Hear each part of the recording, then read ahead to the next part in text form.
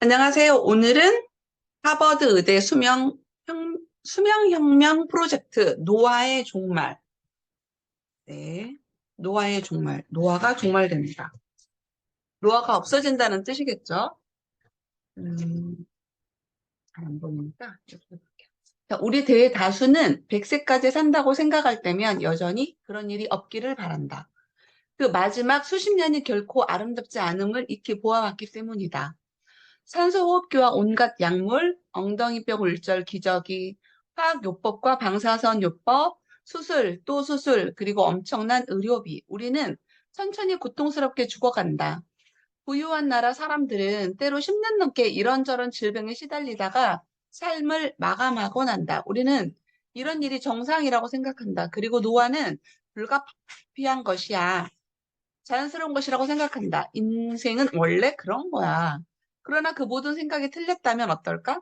전혀 그렇게 될 필요가 없다면, 또 젊게 더 오래 살 수 있다면, 몇 년이 아니라 수십 년 더 오래 살 수 있다면, 세계 말년이 앞서 산 나날들과 크게 다르지 않다면, 어른이 되는 걸 걱정하지 않는 채 자기 삶에 더 충실하면서 아이처럼 놀 수 있다면, 20대에 그토록 스트레스를, 음, 20대에 그토록 스트레스 받을 필요가 없다면, 30대나 40대 중년이라고 느끼지 않는다면, 50대 다시 인생을 시작하면 안 될 이유가 단 하나도 없다면, 60대에 새롭게 족적을 찢기 시작한다면, 시간이 흐르는 것을 걱정할 필요가 없다면, 그리고 노화는 정상이 아니라 질병이며 그 질병을 치료할 수 있다면, 네, 노화는 질병이랍니다. 제가 가끔 그 살찐 친구들, 그러니까 비만 친구들한테 비만은 질병이야라고 얘기하거든요. 노화는, 자, 여러분 이거 기억하세요? 노화는 늦추고 멈추고 심지어 되돌리기까지 할 수 있대요. 네. 어, 이분이 그렇게 말했습니다. 이 책을 지은 작가이고요. 이 책은 하버드 의대 유전학 교수이자 노화와 장수 분야의 세계 최고 권위자인 데이비드 싱클레어 박사가 바로 이 놀랍고 충격적인 발견에 이르기까지 25년간의 여정을 담고 있다. 이 책에서 저자는 자신의 하버드 연구실과 전 세계 연구실과 연구자가 지금까지 거두어온 이런 연구 성과를 낱낱이 집대성에 보여준다. 그리고 40억 년 전으로 거슬러 올라가 태초에 생명체가 끔찍한 이 지구 환경에서 살아남기 위해서 갖추었던, 그래서 진화 과정에서 오늘날 인간을 비롯한 모든 생물에게 발전된 판본으로 유전되어 온 이 생전 회로, 노화의 유일한 근본 원인임을 밝혀낸다. 저자는 이를 후성 유전적 정보 상실, 즉 노화의 정보 이론으로 정리해냄으로써 삶이 끝나야 한다고 말하는 법칙은 없다. 생명의 상한은 없다. 유례 없는 도전과 통찰을 우리 앞에 제시한다. 라고 하면서 이 책을 시작되고 있습니다. 네, 일단 이 책을 굳이 막 깊이 읽지 않아도 이 앞에서 이 문장들 속에서 첫 페이지에서 그냥 다 끝났죠. 노화는 질병이라는 거 여러분 기억하십시오. 우리 집에서는 영국 작가 이 밀른의 시 우리는 지금 6살이야 라는 그 주기도문 역할을 많이 집에서 했고요. 그 시는 이렇게 끝이 난대요. 하지만 나는 지금 6살이야. 영리할 만큼 영리해. 그래서 지금 영원히 6살로 살고 싶어. 할머니는 우리 형제들에게 그 시를 되풀이해서 읽어주셨다. 할머니는 6살이 가장 좋은 나이라고 말씀하시고 그 나이 또래 아이 같은 활기와 경이감을 간직한 채 살고자 최선을 다했다. 우리가 어렸을 때조차 할머니는 할머니라고 부르지 말라고 말했다. 네, 되게 좋은 문장들입니다. 네. 그래서 할머니는 라디오에서 어떤 음악이 나오든 간에 흥겹게 어깨춤을 추었다. 할머니는 내게 젊음을 즐기라고 젊다는 느낌을 만끽하라고 말했다. 어른들은 늘 모든 것을 망친다고 했다. 잘하지 마. 절대 어른이 되지 마. 60대와 70대에도 할머니는 여전히 마음은 청춘이었다. 친구들이나 식구들이나 포도주를 마시고 좋은 음식을 먹고 재미난 이야기를 들려주고 가난하고 아프고 불운한 사람들을 돕고 교향악단을 지휘하는 척하고 밤 늦게까지 웃고 떠들면서 지냈다. 어느 누구의 기준으로 보든 잘 살아온 인생이라고 말할 수 있다. 네, 잘 살고 싶습니다. 저도. 자연사는 어때요? 자연사는. 우리는 대부분 자연사라고 하고 노화가 당연하다고 받아들이잖아요. 자연사는 어때요? 자, 여기 보이시나요? 쌍둥이 자매의 얼굴이 이렇게 다르대요. 한 분은 분명히 관리가 됐을 것이고, 한 분은 관리를 안 했을 것이고, 한 분은 질병이라는 이 노화를 맞닥뜨렸을 것이고요. 한 분은 그 질병 관리를 해왔던 거죠. 자, 여러분은 어떤 쌍둥이가 되고 싶은가요? 네. 어떤 쌍둥이가 되고 싶죠? 저는 오른쪽 질병 관리하겠습니다. 늙는다는 것이 지금은 자연과 동떨어진 일처럼 여겨질지 모르지만 우리 모두 언젠가는 삶을 다할 것이다. 마지막 숨을 내쉰 뒤 우리 세포는 산소를 달라고 비명을 질러댈 것이고 독소가 쌓일 것이고 화학 에너지가 소진될 것이고 세포 내 구조물들은 해체될 것이다. 몇 분 뒤에는 우리가 소중히 여겼던 모든 교육, 지혜, 기억과 미래에 발휘할 수 있었던 모든 잠재력은 되돌릴 수 없이 삭제될 것이다.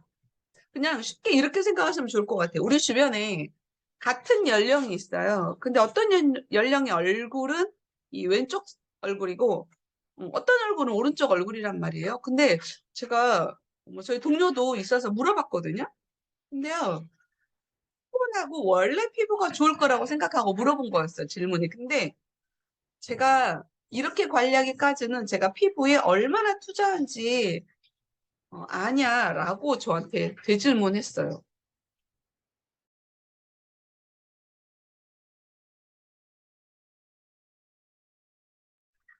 네. 그래서 좀 저는 그때 좀 놀라웠고요. 그 뒤로 저도 조금 피부에 투자하려고 좀 했었던 것 같아요. 모든 죽음은 폭력적이다. 우리는 사랑하는 이들에게 둘러싸인 채 잠자다가 조용히 생애를 마감하는 아버지의 모습을 그려보고 싶지만 그런 상상과 달리 자연사 같은 것은 결코 없다. 나는 그런 것이 있다고 믿지 않는다. 네. 죽음의 폭력성은 인지하지 못해도 아이들은 놀라울 만치 일찍부터 죽음이 비극적임을 이해하게 된다. 4대 5살이 될 무렵 아이들은 죽음이 일어나고 되돌릴 수 없음을 안다. 죽음은 아이들에게 충격으로 다가와 닿고 진짜로 이 악몽이 된다라고 말을 하고 있고요. 우리 대다수는 50대 중반쯤 될 때까지 그런 견해를 유지한다. 그저 죽음이 너무나 슬픈 일이고 일상생활을 어렵게 만든다는 이유에서이다. 그러다가 때로 너무 늦게서야 그 사실을 깨닫곤 한다. 준비되지 않는 상태에서 죽음과 맞닥뜨리면 황망해질 수밖에 없다. 어, 시간이 흐르는 것을 걱정할 필요가 없다면 어떨까요? 네, 그래서 현재에 충실하라고 말하고 있고요. 자신의 삶을 특별하게 만들 수 있다라고 말하고 있습니다. 우리 그 영화 기억하세요? 죽은 시인의 사회. 죽은 시인의 사회에서 그 교사이자 주인공이었던 이 존 키팅을 연기했던 그 분, 갑자기 생각이 나네요. 너희와 별로 나는 달라 보이지 않지. 너희처럼 패기가 넘치고 눈에 희망이 가득 차 있어. 이러면서 이제 그 영화의 한 단락을 사례를 말을 해주고 있고요. 인류에게 최선이 되는 일을 하기 위해서 노력하고 시간을 낭비하지 말고 그리고 자신의 젊음을 붙잡으라고 말 수 있고요. 할 수 있는 한 모든 것을 붙잡으래요. 그리고 그것을 위해 싸우고 또 싸우고 결코 싸움을 멈추지 마라. 그러나 젊음을 위해 싸우는 대신에 우리는 삶을 위해 싸운다. 아니 더 구체적으로 말하면 우리는 죽음에 맞서 싸운다. 어른이 해야 할 일 곧 넘어가야 하지 않을까? 걱정하지 않을까? 뭐 이러면서 자신의 삶에 충실하면서 어, 어떻게 생각하면 우리가 아이처럼 놀 수 있다면 우리의 10대 시절로 압축해 넣어야 했던 그 모든 것들을 그렇게 압축할 필요가 없게 된다면 20대에 그토록 스트레스를 받을 필요가 없다면 30대나 40대 중년이라고 느끼지 않는다면 50대에 새롭게 인생을 시작하고자 하고 그래서 안 되는 이유를 단 하나도 찾아낼 수 없다면 60대의 족적을 남겨야 한다는 생각에 초조해하는 대신에 새롭게 족적을 찍기 시작한다면 네, 우리 족적을 새로 찍읍시다. 네, 맞습니다. 나는 우리가 알고 있는 노화라는 것을 끝장낼 것이다. 라고 지금 이 작가는 말하고 있습니다.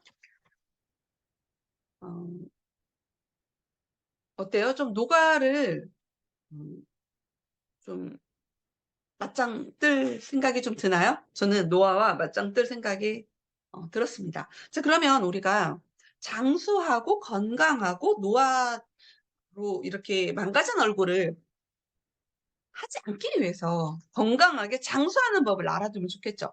노화는 삶의 불가피한 일부가 아니다. 지금 당장 노화의 파괴에 맞서 싸우는 이들은 대다수 의사가 노화를 어떻게 치료할지는커녕 우리가 왜 늙어가는지조차 생각해 본 적이 없는 세상과 맞서야 된다. 이제부터 장수 10단이다. 100세에 장수가 많은 지역에서 먹는 음식에 공통적으로 토대로 나온 식단이 육류, 유제품, 설탕을 덜 먹고 채소, 콩, 통곡물을 많이 먹는이라는 이런 조언이 압도적으로 많았대요. 자, 다시 한번 기억하세요. 육류와 유제품, 설탕을 덜 먹고 채소, 콩, 통곡물을 더 많이 먹으라는 조언이 압도적으로 많았고요. 노화 이겨냅시다. 건강하게 오래 살 확실한 방법. 지금 당장 수명을 최대화하는데 쓸 수 있는 방법을 하나 꼽으라면 바로 적게 먹으라요. 적게 먹으라. 영양실조에 걸리라는 말이 아니다. 굶주림에 시달리라는 말이 아니다. 그 방식은 더 나은 여생을 살기는커녕 더 오래 사는 길도 아니다. 그러나 절식, 단식, 이 풍요로운 세상에서 우리 대부분이 허용할 수 있는 것보다 더 자주 몸을 결핍 상태로 두라는 것이다. 분명 우리의 건강과 장수에 좋다. 히포크라테스는 이 점을 알고 있었다. 폰테쿠스도 알고 있었다. 그리고 15세기 베네치아 귀족인 루이지 코르나도도 알고 있었다. 그들은 자기계발서의 아버지라고 할 수 있는데 아마 그렇게 대우해야 마땅할 인물들이다.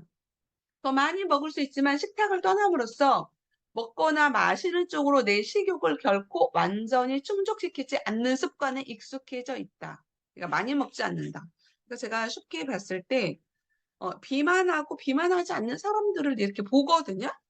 근데요, 저도 마찬가지죠. 비만한 누군가는요, 분명히 먹는 그 양이 많아요.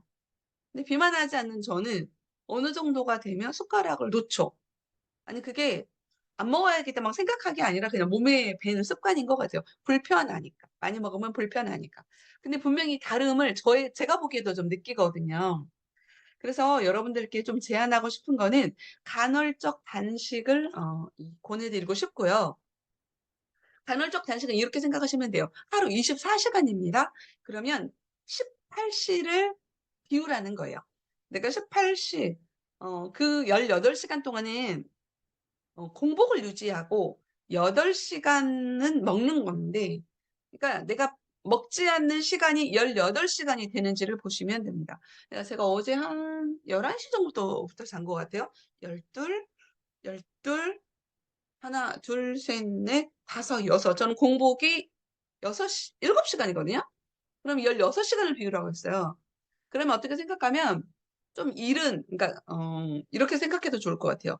점심을 좀 푸짐하게 잘 먹고 한 4, 5시에 간단하게 간식을 먹고 쭉 비우는 거죠.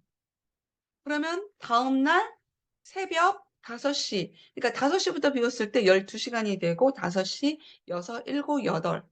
그렇게 쭉 비우면 16시간이 비워지는 거거든요. 이렇게 16시간을 비우고 공복인 상태를 유지하는 거, 이게 간헐적 단식입니다. 자, 쥐들에게 먹이를 실험을 했습니다. 1946년 시카고 대학의 이 교수님들이 실험을 했는데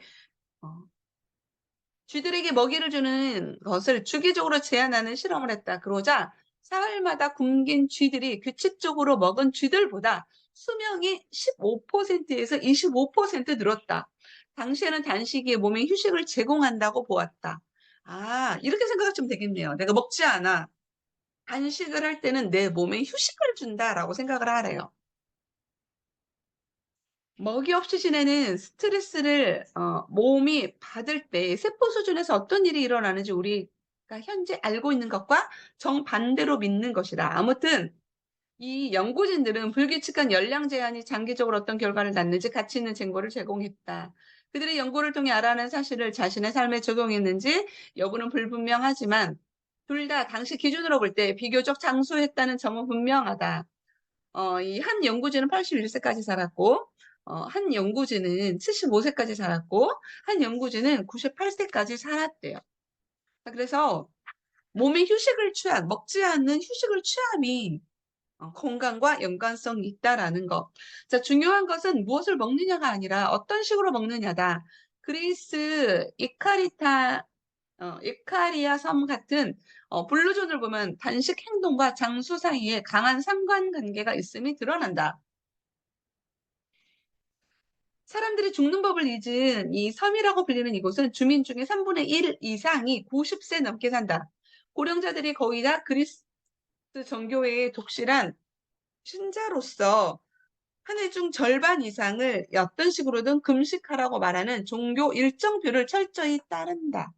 금식 중에는 고기, 유제품, 달걀, 때로는 포도주나 올리브유 같은 것도 금지하는 날이 많다. 네. 좀 저도 누군가 간헐적 단식을 하고 있었고 이걸 저에게서 사실은 권했는데 저는 신경을 안 썼고 생각해 본 적이 별로 없었거든요. 이거 좀 생각해 봐야 될 것 같아요. 그리고 육식을 줄이고 아미노산. 자, 우리는 아미노산이 없으면 금방 죽을 것이다. 아미노산은 인체 내 모든 단백질의 기본 구성단위 역할을 하는 유기 화학물이다. 아미노산 특히 우리 몸에서 합성할 수 없어서 음식으로 섭취해야 하는 9가지 필수 아미노산이 없다면 우리 세포는 생명 활동에 필요한 효소를 만들 수 없다. 육류에는 이 9가지 필수 아미노산이 다 들어있고 또 에너지를 수월하게 제공하다 하지만 거기에는 대가가 따른다. 사실 꽤 많은 대가를 치러야 한다. 윤리적으로 육식을 어떤 관점에서 보든 간에 육류는 매우 위험하기 때문이다. 우리 몸의 말이다. 그렇다면 단백질을 그냥 멀리하면 될까? 안 될까? 역설적이게도 우리에게 포만감을 주는 것은 단백질이다. 생쥐들 역시 그렇다. 먹이가 부족해 떼지어 다니는 메뚜기도 마찬가지다. 그들이 서로 잡아먹는 이유가 이 때문이다. 동물은 단백질 섭취를 제한하면 굶주림이라는 고통을 겪기 때문에 쉽게 제한할 수 없는 듯하다. 동물성 단백질 섭취 단점을 둘러싸고는 그다지 논리의 여지가 없다. 그러니까 우리 이렇게 생각하시면 될 것 같아요. 자, 붉은 가공육이 특히 나쁘다. 자, 붉은 가공육, 핫도그, 소시지, 햄, 베이컨은 너무나 맛있지만 불명예스럽게도 발암성이 있다. 이런 식품들이 잘록 곧장 아무튼 일단 잘록 곧장차암, 잘록꽃 청자암, 결장 직장암, 췌장암, 전립선암 이런 여러 가지와 관련이 있음을 밝힌 연구가 수백 건이나 된다. 네, 그래서 붉은 고기를 먹지 마시고요. 땀을 흘리라고 말하고 있습니다. 최근 한 연구에 따르면 6km에서 8km를 매일 뛰는 대다수에게 하루에 15분 이내로 할 수 있는 운동량이래요. 네, 그래서 하루 15분. 네, 저는 라이드가 생각이 나요. 네, 30분을 연락에 뛰면 한 10km를 달리거든요. 사람도 심장마비도 사망할 수 있는 확률이 30%로 줄어든대요. 네. 그리고 까지 원인에 따른 사망률이 45% 줄어든대요. 엄청난 효과죠. 연구에서는 5만 5천 명이 넘는 사람들의 의료 기록과 15년에 걸쳐서 발행된 사망 확인서의 내용을 비교 분석했대요.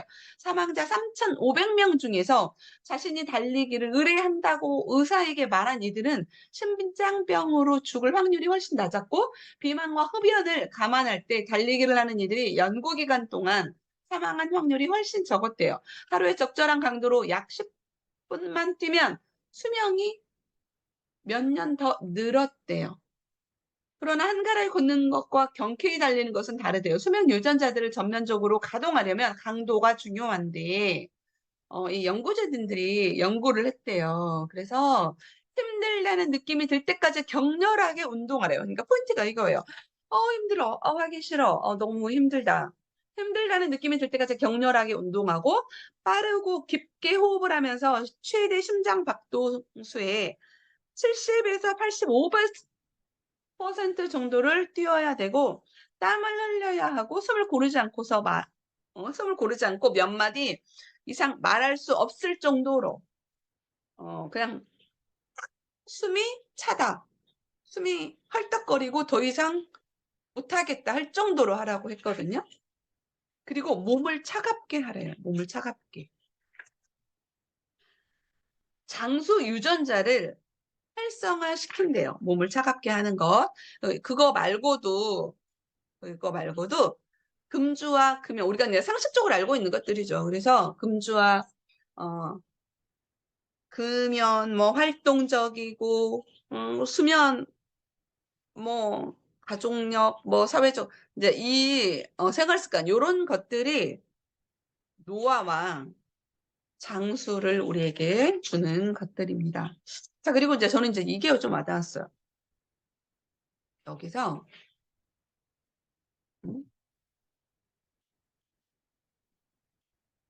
커피 한 잔보다 싼 항노화제. 여기서는 베트포르민이라고 이렇게 나와 있어요.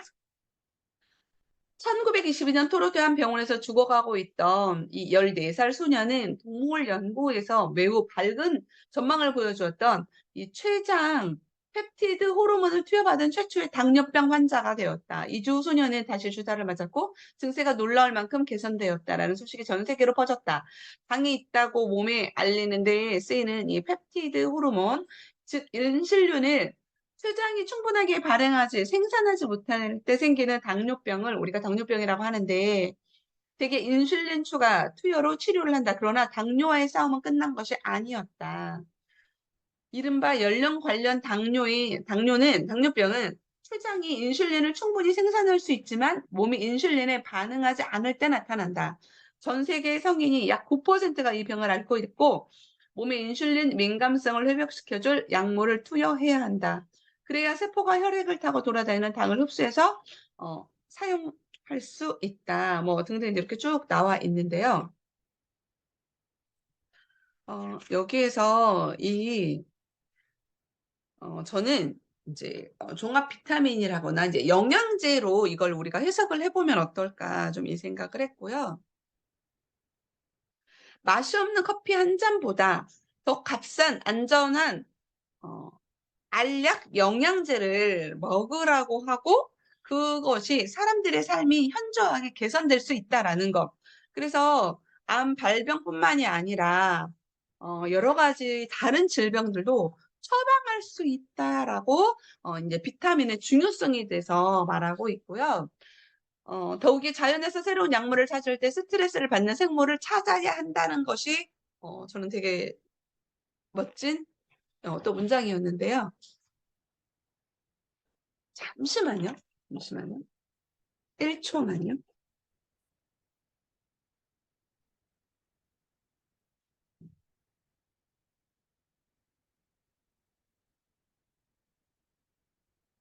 고양이가 문을 열어주니까 막 울고 있어가지고. 네. 스트레스를 받은 생물을 찾아야 된대. 이게 뭘까요? 네. 스트레스를 받은 식물, 스트레스를 받는 곰팡이. 우리 창자에서 스트레스를 받는 미생물군, 뭘까요? 네, 유산균입니다.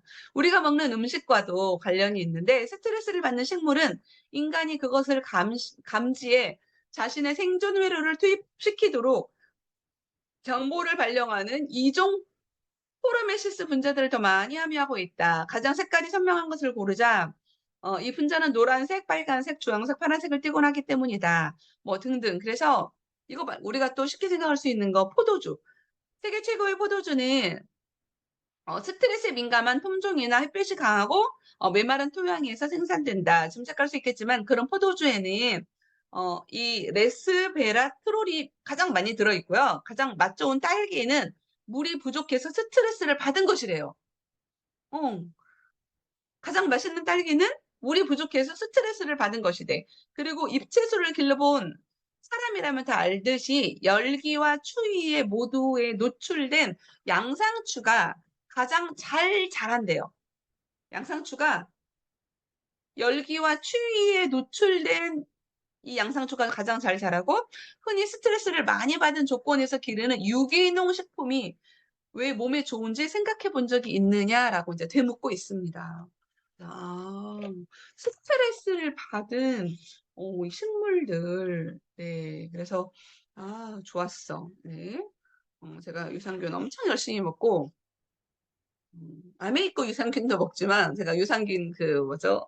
균 만들어 먹어서 어제부터 다시 그 유산균으로 이제 사과를 이제 다시 이제 먹고 있는데요. 그래서 이런 것들이 각종 암이나 심장병, 뇌졸중, 급성 심근경색, 그리고 신경퇴행 질환, 염증 질환, 상처 치유를 비롯해서 수십 가지 질병들로부터 보호하고 전반적으로 건강하게 만들고 회복력을 더 향상시킨다는 연구 결과가 수백 건 발표되었다. 그리고 우리는 간헐적 단식과 결합하면 단식을 했을 때보다 평균 수명과 최저 수명이 둘 다 크게 늘어날 수 있음을, 네, 생쥐 50마리 중에서 한 마리가 3년 넘게 살았고, 사람으로 치면 이 생쥐가 115년을 산 것이라고 합니다. 네. 자, 유산균 열심히 먹어야 되겠고, 간헐적 단식해야 되겠고, 운동해야 되겠고, 네. 그래서 이제 이 작가가 아버지께 이런 것들을 이제 많이 이제 복용을 시켰겠죠.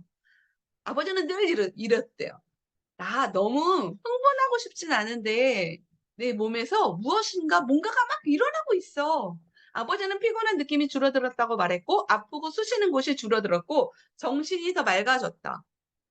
저는 맨날 이러는데 피곤함이 없고, 아프고 쑤시는 곳이 별로 없고, 네, 어깨가 좀 있었는데요. 주사로 해결했어요.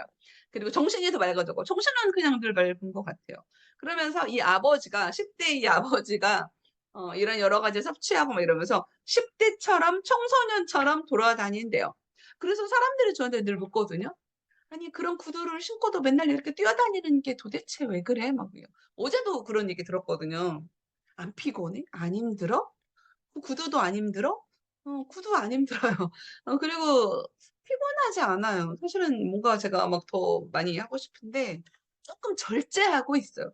절제하고 있다가 다시 독서를 해야겠다라고 생각하고 있고, 일요일 등산을 다시 해야겠다 지금 생각하고 있고요. 그 두 가지부터 다시 이제 뭔가 시작하려고 하고 있습니다. 그래서 자녀와 손주와 이런 중요한 순간에 건강한 모습으로 함께 할 수 있다는, 그게 진정한 장수야라고 이 아버지가 말하고 있다고 하십니다. 자, 그래서 진정한 역경이 없는 상태에서 몸의 생존의 메커니즘을 동원함으로써 수명을 오늘날 할 수 있는 것보다 훨씬 더 늘리게 될까? 이렇게 할 수 있는 최선의 방법은 이런 활성인자가 활발하게 움직일 수 있도록 제가 앞서 말한 간헐적 단식, 그리고 유산균, 운동, 뭐 이런 여러 가지를 여러분께, 네, 보내드리고 싶습니다. 자, 앞으로 벌어질 일들 얼마나 살게 될까? 보수적인 관점에서 계산을 해보자. 앞으로 50년이나 아니면 50년에 걸쳐서 나올 서로 전혀 다른 기술들 하나하나가 더 길고 건강한 수명에 각각 얼마나 기여를 할지 짐작해 봐라. 잘 먹고 꾸준히 활동하는 사람이 10년 더 건강하게 살 것이라고 예측해도 불합리하지 않다. 하지만 그 절반이라고 잡자. 더하면 15년.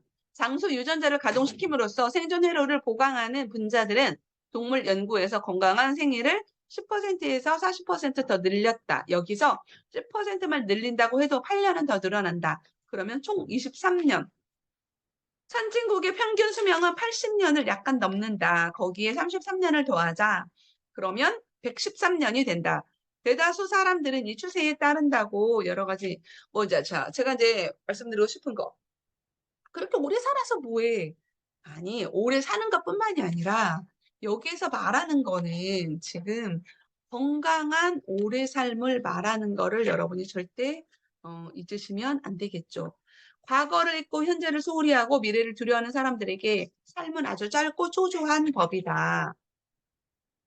그렇지만 반드시 우리가 나아갈 길은 필요하고 사회가 자신의 교육에 투자한 만큼 자, 우리가 교육에 투자한 만큼 사회에서 많이 활동하시죠. 그러면 지금부터는 건강에 투자한 만큼 우리가 만성질환이라거나 나이에 상관없이 말기 진단을 받아서 고통스러운 미래를 맞이하면 안 되지 않을까요? 그죠? 네. 그래서 항노화제, 뭐, 여기 라스베가스 롤의 비밀, 뭐, 요런 여러 가지도 있고, 뭐, 있지만, 그만 주저앉을 것인가? 그럼에도 나아갈 것인가? 네. 나아갑시다. 네. 그래서, 이제 여기까지 책, 리뷰는 끝이 났고요. 네. 우리 노화가 질병이라는 거 다시 한번 조금 좀 새기면서 네, 오늘 독서 리뷰는 여기까지 마치도록